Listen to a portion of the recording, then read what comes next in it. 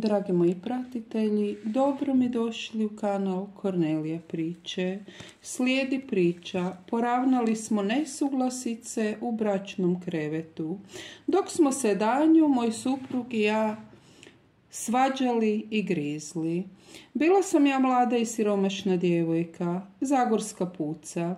Kako su mi roditelji rano umrli, ja se nakon osnovne škole nisam mogla dalje školovati, pa sam prodavala voće, povrće, sir, mlijeko, jaja i cvijeće na Zagrebačkom Dolcu. Živjela sam ja u velikom trgovišću i svakodnevno sam već u 4 sata ujutro išla pješke od velikog trgovišća do Zagreba. Bila sam ja jako mlada, lijepa i izdržljiva. I čim bi granulo sunce, radosna poskočila bih ja sa kreveta i zaputila se u Zagreb. Kod kuće sam ja imala kravicu koju sam muzla, pravila sireve, radila veliki vrt, a imala sam ja i druge domaće životinje, pa sam znala ja prodati osim voća i povrća i gusku, i purana, i kokoš, te jaja. Na putu do Zagreba brala sam ja cvijeće, cicamace, ciklame, visibabe i ljubičice, pa sam ih oblikovala u pušleke.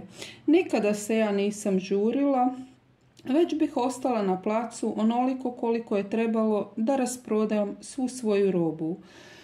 A kada bih završila sa prodajom, preko Sljemena sam se ja vraćala kući, slobodna i lagana, poput ptice sa dobrom zaradom. Tako sam se ja znala lijepo urediti i udala sam se za fakultetski obrazovanog čovjeka, koji me je odvratio od mog dotadašnjeg života. I ja sam prestala ići na Zagrebački Dolac. Kako smo nas dvoje živjeli u velikoj kući, a on je imao privatno poduzeće, sva briga oko kuće, vrta, povrtnjaka i djece pala je na moja leđa. Cijeli život moj suprug i ja smo se svađali, a nekada smo se nas dvoje i potukli.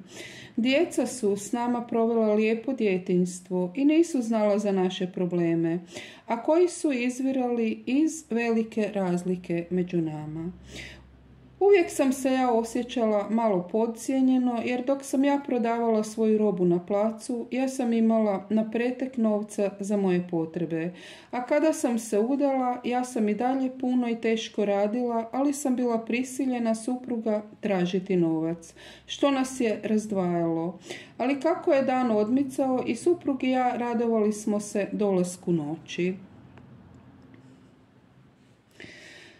A kada smo nas dvoje završili poslove i legli u krevet, naš život bi zapravo tek započeo.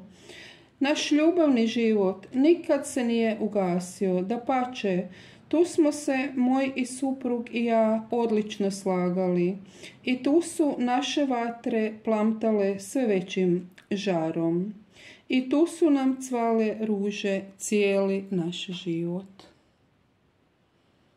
Do sljedećeg susreta.